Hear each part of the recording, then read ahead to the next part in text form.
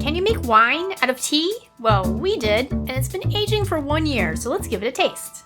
I mean, obviously you can, but should you? That is the real question. So yeah, like she said, this was finished on 9/11/2020. Today is 9/21/2021, so it's actually over a year. It's like, you know, 10 days more, whatever. So I just want to get this in here. It is 11.3%. And as you can see, it is the epitome of clarity. That's called sarcasm. It's actually not bad for clarity. It's just not perfectly clear. Yeah, we're going to do the card test so you can see that. Just give me a second, you know. I only got 2 hands. The white card test. What this does is it shows a little bit of the clarity of it. You can see my hand through it. So it's not murky so much, but it does have a little bit of a haze. It's not horrible. I mean, if I was to give it a score for clarity, it might be like a 7 to an 8, somewhere in that range. It's not bad. It's actually pretty good. We've seen clearer, though. So that's where we're at. Color-wise, though, it reminds me of iced tea. Yeah, looks like iced tea. Looks like a mead. Looks like some scotches I've seen. And this is basically just tea and sugar fermented together. Black tea. Oh, wow. Oh my God. I didn't like this the first time around. This smells amazing. I smell fruitiness, like a grape wine even. What the heck, man? It's a bouquet. Oh, yeah. And there's so many things going on that I really can't put my smells like flowers. Finger on it. That's why I said bouquet. Yeah. Yeah. Well, bouquet is also aroma. Like it's a synonym for aroma. But... So, I didn't know what you meant by that. I smell a citrus hint with a lot of wildflowers and that kind of thing. I'm even getting some spice notes. Tiny bit of spice, like nutmeg. I get nutmeg. Okay, guys, so far I'm kind of impressed here. This is just wild. I mean, I've heard that people love this stuff, and it was made long before grape wine was made, and it was like a rural country thing. People did it in England and Great Britain for a long, long time when sugar was cheaper than grapes. Which is funny because now sugar is probably cheaper than grapes yet again. But anyway. I am ready for the short sip. What the short sip is when you put it in your mouth and you let it just, you swallow it really, really fast. That's why it's called a short sip. It acclimates your palate to the little bit of alcohol in here, 11.3. Well, I mean, that's not too little, but it acclimates your palate to the flavors and the alcohol so that you can detect more complexity than just saying, oh yeah, this tastes good. So we're just going to take a quick sip. Holy crap. What the heck? This is not the same brew it was a year ago. Okay, I am going to do true confessions time right now. When I saw how cloudy this still was, my heart sank a little bit. I was like, oh, please tell me something bad didn't occur, because on rare occasions, you'll see some cloudiness after aging, and that sometimes that means bad things. Yeah. So I had concerns. But usually there's other telltale signs. That's a whole other video. But there'd be other signs. It wouldn't just be a little bit cloudy. And off camera, I was looking it up to the light, seeing if I could see any of those telltale signs, and I did not. I saw absolutely nothing other than a slightly unclear beverage. The smell gave me hope. The short sip said, don't even worry about it. Forget about it. Brian hates it when I do accents of any sort. That one just crushes his soul. Really, wow. It hits a little close to home in a bad way. And, yeah. Anyway, on to the T1. So what were you getting on your short sip, Brian? I don't know. I need to do it again because you totally made me forget everything. Okay. I definitely get a flowery sweetness. It's not fruity. It's definitely flowery. Bubblegum. Yeah. I totally get like bubblegum mixed with flowers. That is what I'm tasting. It's... I can't believe it. A year ago, she was like, oh yeah, I like this. This is all right. I was like, not really. This is not my thing. It's just not good. Today, that's a little different. This is nice. Like I want to make this again already. So that's short sip.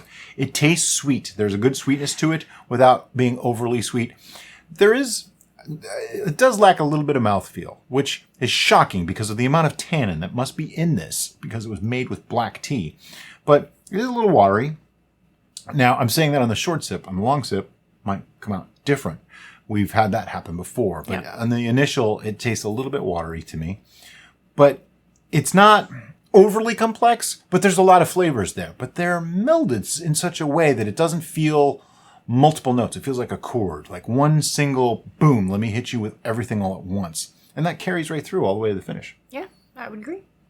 All right. Long sip. This is when you put it in your mouth, let it sit there for a few seconds, and get to really explore the complexity of it, detect different notes and things like that. So here we go.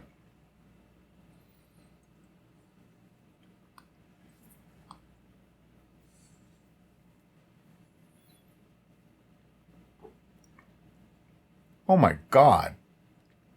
This is just really amazingly good. This is totally not what I expected, guys. Like, seriously. It doesn't taste like anything you've ever had before. No. But do you know how the new thing, or one of the new things, seems to be, well, let's make a hard version of these normal drinks and commercialize it? This reminds me of that. Sort of. Because I'm still getting a definite iced tea. See, I don't get as much iced tea. Sweetened iced tea. I guess I have to investigate further. But it's sweetened iced tea plus. See, I don't get the tea flavor as much as you're saying. That's interesting. There is a note that my brain is telling me is in there that I know isn't in there, and that note is honey. And I think it's just because I equate that's sweet floral with honey. Tea with honey. Okay. I taste a hint of black tea. It does not taste like black tea. It doesn't taste like black tea. No. If someone handed me this and didn't tell me what it was, I would not think this was tea. So it does not taste like iced tea to me. I'm getting tea, but I'm getting more... I'm getting flowers. Yeah, like a floral tea, like a herbal tea. But I'm getting like a good punch of flowers. It's not like wimpy, sissy flowers. I mean, this is like floral. It's like a bouquet shoved in your face. Yeah. Yeah, these flowers. But I'm okay. Let me have another sip, and I'll put it into words.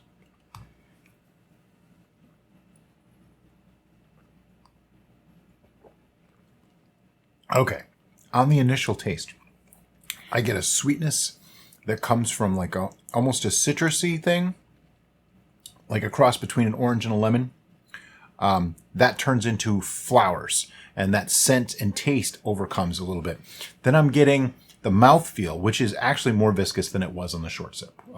It's medium viscosity. I wouldn't call it heavy. I wouldn't call it light. It's in the middle. It's fine. It's an acceptable viscosity. Mouthfeel is fine. It doesn't make you pucker. Then I'm getting just that touch of a bitterness towards the end that I actually get quite a bit with a lot of wines and alcohols.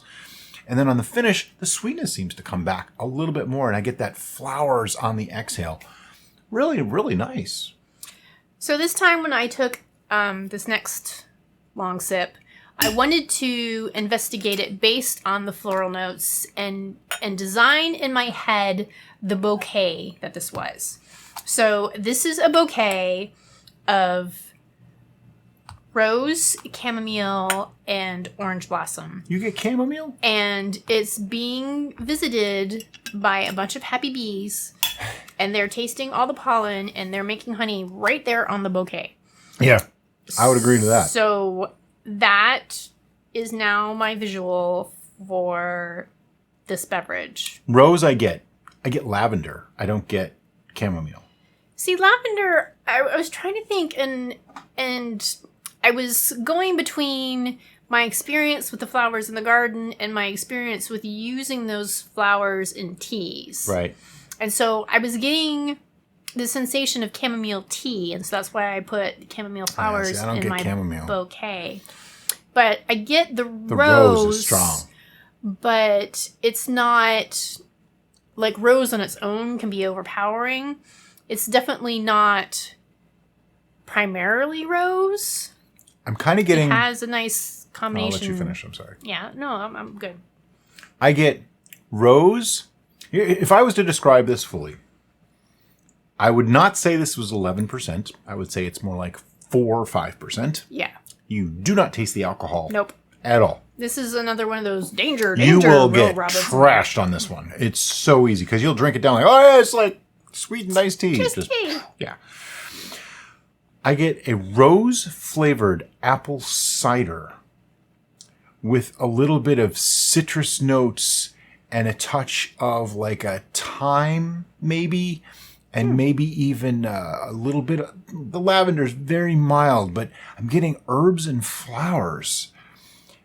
The tea is there, but it's so minor. I mean, it's just barely a hint of it. Like I say, if you didn't tell me this was tea, I wouldn't really detect it so much. What an amazing blend of flavors from black tea. Yeah. Black tea. But they say that tea has more compounds and more complexity than even coffee or whiskey does. So I'm not surprised. And it was... I don't remember what black tea we used. It might have been PG Tips for all I know, which is a good tea. Yeah. You know, it's perfectly fine. Possibly not the most complex ever, but it's a good tea. But wow, I would make this again. This is that good. So, food pairings. This is where this gets complicated. I could see this paired with cake-like desserts, even donuts. But it's not that sweet. No. It's like in the 10-20 range, I'm thinking. Like carrot cake, spiced cake. Yeah. Something not uberly, sickly sweet, but still cakey. I don't see it with savory food so much. No. As with sweet food. I personally wouldn't want this with food. I actually prefer this on its own. I think this is a nice exploration on its own. I can't wait to try this chilled because you're saying iced tea. I'm thinking this might be like a cold, refreshing kind of summery drink, which could be really amazing. Yeah, my preference would be to just put it in a mug and drink it on its own. The bready things are the only thing that's coming to mind. I could even see this with French toast, but I love French toast, so... You could pretty much put French toast on a Volkswagen bumper and it would taste good. So, you know, it really doesn't matter. But other than that, I am with Brian. I don't really want to pair this with other things because I am enjoying it on its own. Well, I don't see it improving the flavors of other foods, and I see other foods competing with it. It's going to be like oh, hey, here's some tea and tea wine, and oh, hey, here's some bready things. Rather than... But this is amazing. 1 year literally made this a different beverage. This is not remotely like it was when we first made it. It was a little harsh, a little vegetal, kind of, I don't know. It made me make the face I'm making right now, you know? Now it's a whole different thing. Yeah, it's nice. It's lovely. It's kind of chill. Like, if you just want to not over-intellectualize and just enjoy, just let yourself enjoy, I would totally go for this. This is surprising. I wasn't expecting this. Yeah. So... Time for numbers. Yeah, numbers. And I've been really doing good with trying to prepare myself for a number. But in all honesty, I've just been enjoying the heck out of this. Yeah. And really haven't been thinking... Do you need more? Yeah. And... This is a difficult one. It's just so nice. I know where I want to go with it, but I'm not sure that that's right. Right. It's like, it's so nice, but is it that nice? Is it really? I don't know. That's the question. It just seems far too simple. Yeah. But does that mean it's bad? No, we enjoy simple. We're all about simple. Well, let me explain our scoring, and that might help even us come up with a better score. We go from 1 to 10, 1 being the lowest we can give, so you can't really go below 1. 10 is the highest, no 11. Ours does not go to 11. 5 would be kind of skewed in that 5 means I would drink this. It might not be the first thing I'd choose, but I would drink this. Below 5, I would probably really question how much I wanted to have a drink that day if it was the only thing left in the house, okay? 1 means possibly toxic, and I probably wouldn't give this to my worst enemy. Yes, that bad. We've not given a 1. I did give a 1.5. And 10 means basically the heavens open up and everything is sunshine and unicorns when you drink this. And it just, if you were to make it again, there's nothing you would change because it's that kind of, I hate to say perfect, because perfect is just a very subjective term. But for your taste or our taste, you would not change a thing. You would want it to be exactly the way this is. To me, that's a 10, which makes it attainable rather than perfection. Does that make sense? I know we keep adjusting why the scores are what they are, but it makes sense. Somebody's going to read into that and think that I'm giving a higher score than I might. Maybe I'll give it a low score. So you may have seen me smirking uncontrollably when Brian was telling you the synopsis that seemed very circular in my head when he got to 5. Because when he got to 5, my inner Monty Python voice said, and 5 is right out. But it's not. 5 is the start. To me, 5 is the start of it being a decent drink. Below 5, I don't know that I'd dump it, but I probably wouldn't drink it. I'd give it to somebody that I don't really like all that much. Make them feel like I like them. Oh, this is so hard. By the way, I don't know how many times I've gone back for refills here. For those of you keeping track, that's usually a good sign, though. I have a number. Man, I want to go to a certain number, but I'm afraid to. Yep. Because I don't want to act like we just give them out willy-nilly, but I don't think it's quite there. All right. You ready? I'm ready. 1, 2, 3, 9.5. It's like...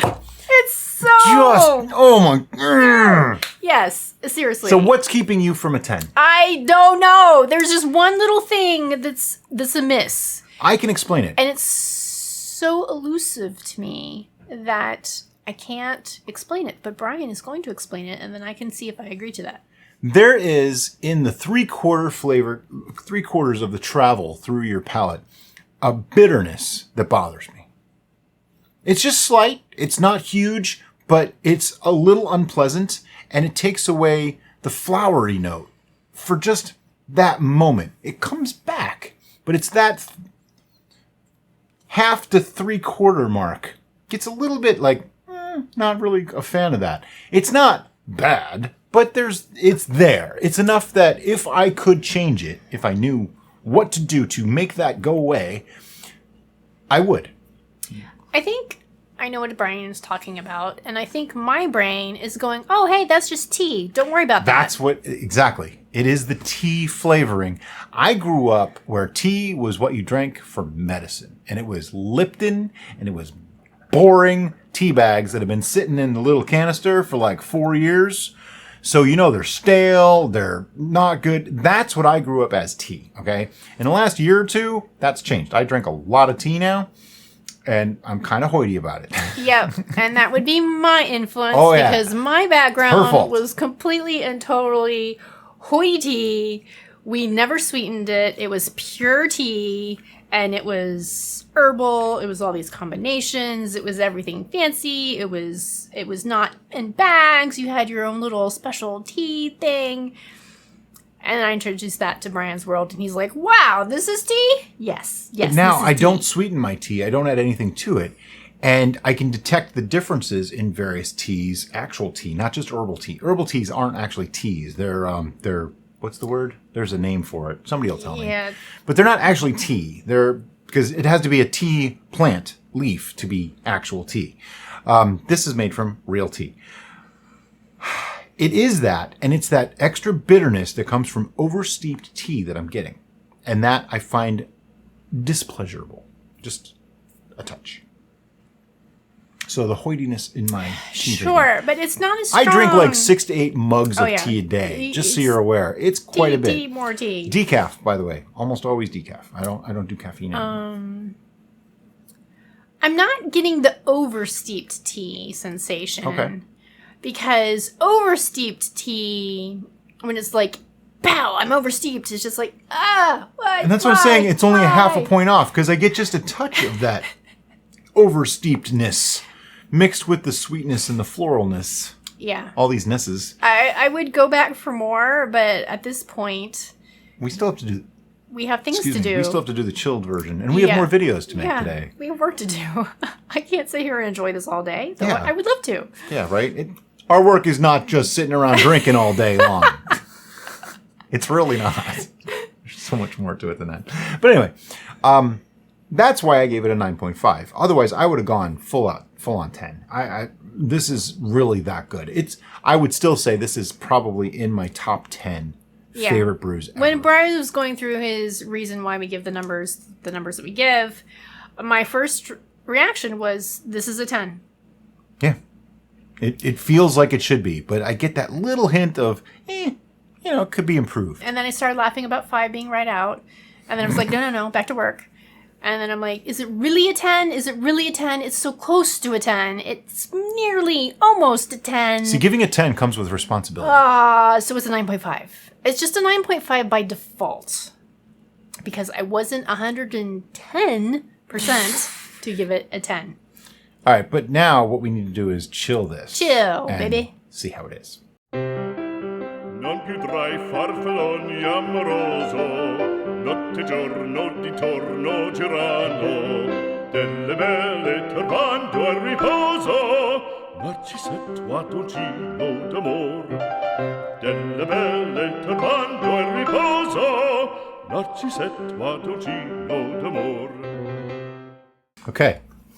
It's been chilled using our whiskey steels things, whatever you want to call them. They actually still call them whiskey stones. They're the stainless steel whiskey stones. Yeah. Someone asked what kind of stainless steel they were. They didn't actually specify. But I'm assuming it's surgical grade stainless steel so that it's food safe and doesn't impart any odd flavors or reaction of any kind. I can feel it getting a little bit chilled in here, so I'm going to give it a taste.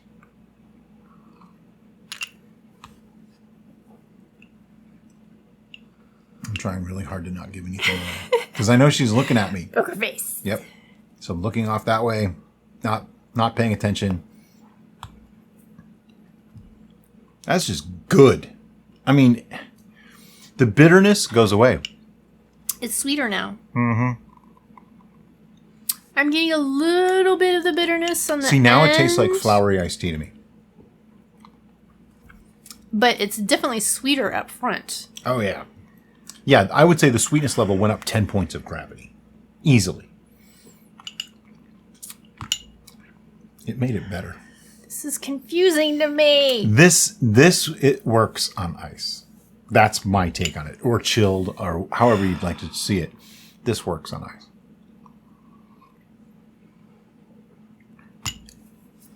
This is it's the middle of summer. You just cut the grass. You're all sweaty. Pour some of this, even over ice, even a little diluted. I think this would still be wonderful. And you sit back, put your feet up in the lawn chair. Got your fan. Yeah. That's what this is. Oh my, I'm getting the vapors. I don't know that I go that far. I'm not sure I've ever actually said those words, nor will I actually You're ever not say a those. Southern woman. That's why. I'm not a Southern anything. I'm not Southern. I mean, listen to the way I talk. Come on. And do you think I'm from the South? The only South I'm from is South PA. And I'm even from Northeast PA. I'm not even from south of there. You're like South New York. South New England. That's about the best I got. And even that isn't really. No, you're like mid New England, aren't you? Yeah, pretty much. Ah. But this chilled is very much a refreshing type of thing. It's like it reminds me, I hate to say it because it's going to make it sound all girly and wussy. It reminds me of a wine cooler with tea in it. Kind of reminds me of like a Long Island iced tea.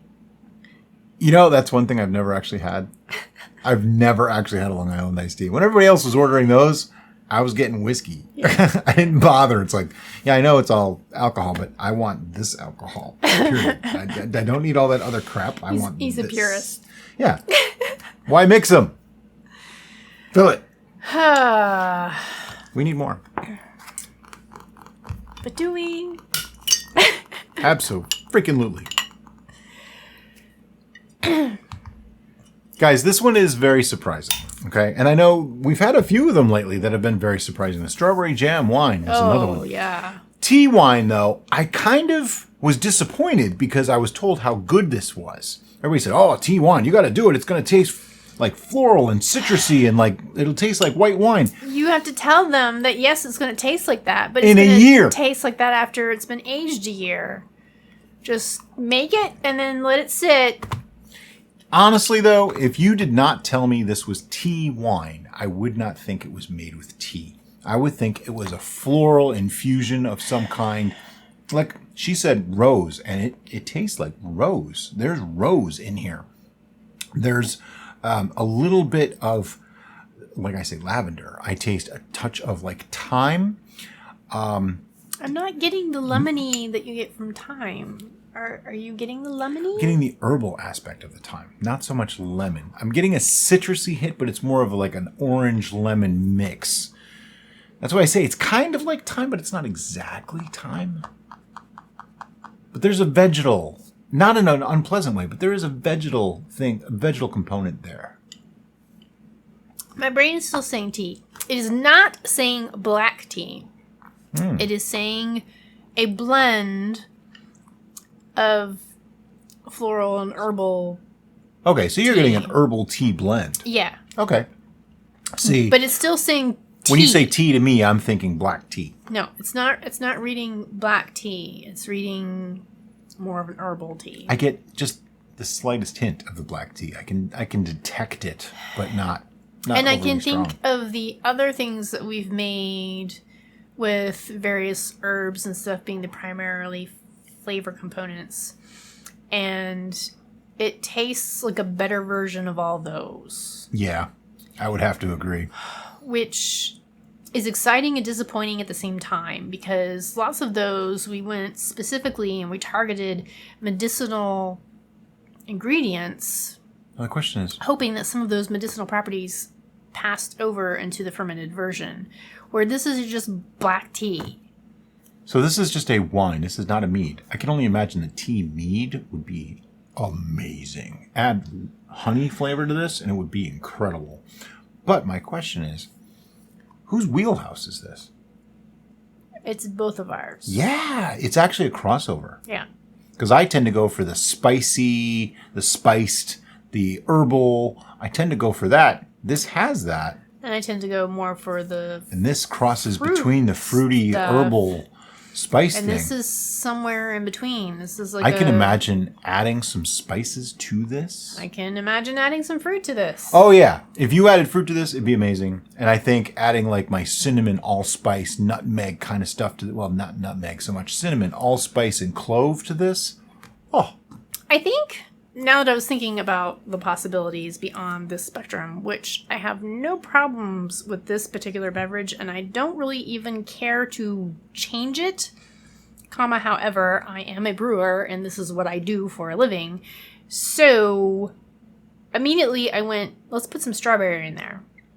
I think that would be incredible. with And I strawberry. think what this is representing is what I wanted Fey wine to taste like. Oh, I see where you're going. Okay. Because we had the rose and we had the mhm. fruit and we had all the different things.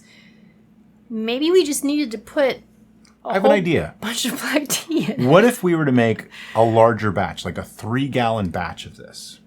Break it down when it's done into 3 1-gallon batches and flavor each one differently. Put fruit in one, Sure. put the spices in another, and maybe Okay. a mixture of fruit and spices in the third.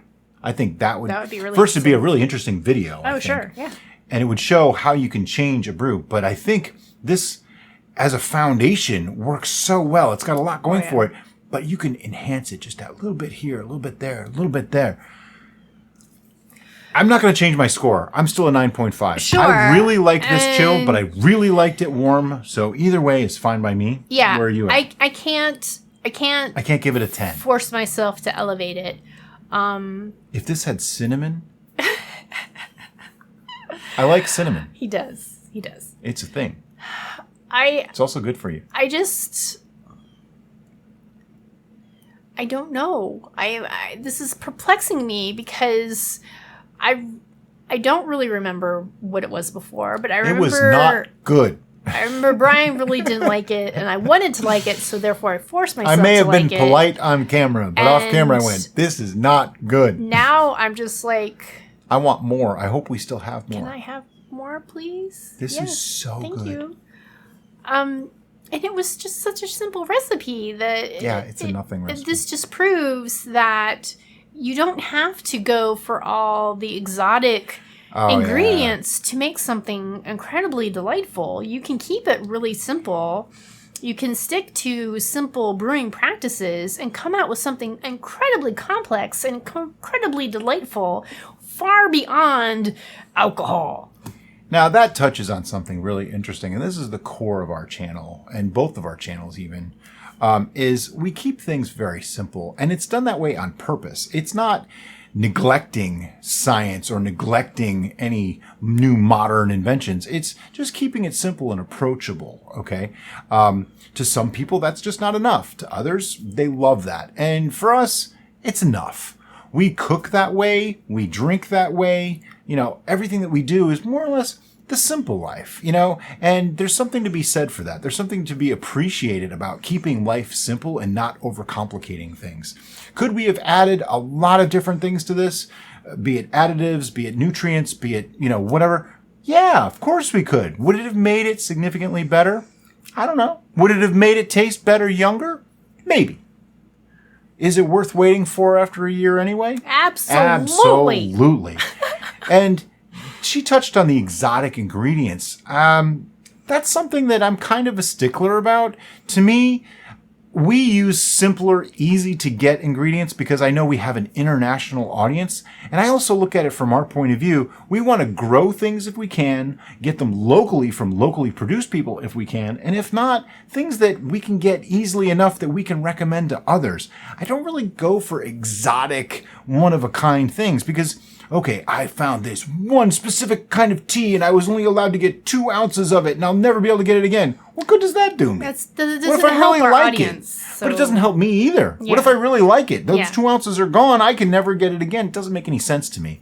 I'm not that kind of guy. I'd rather something that I know there's a readily available supply and make the best out of that we can. And that's kind of what we do. We try to say, okay, we use PG tips. I'm pretty sure most of the world, well, a lot of the world, can get PG Tips tea. If you can't get PG Tips, get any black quality tea that you can get. Get the best quality black tea you want to use. You're going to use quite a bit of it to make this, so make sure it's something that's affordable for you too. But it's going to turn out pretty similar. That's the whole key. But going and finding that one very precious type of black tea and this type of sugar and all this stuff, that to me is a little bit pretentious. It just comes across as too much. Now, if that's your thing, go for it, and you do. Yeah. But We're not saying it's a bad thing to do. We're just saying from a consistency's sake, it might be more difficult to reproduce if you're sourcing ingredients that are really, really hard to find. But I think this is a shining example of how we kept it simple, and yet the outcome was exotic, was fascinating, was complex, had a multitude of flavors that we weren't even expecting, shining through in this brilliant concoction just from black tea. One other thing.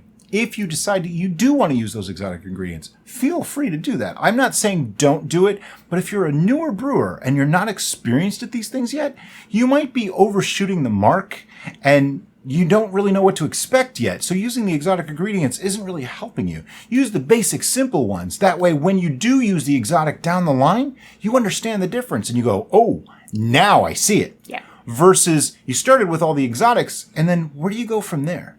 Now you have to find more exotics and more exotics. And it turns this into a very expensive hobby very, very quickly.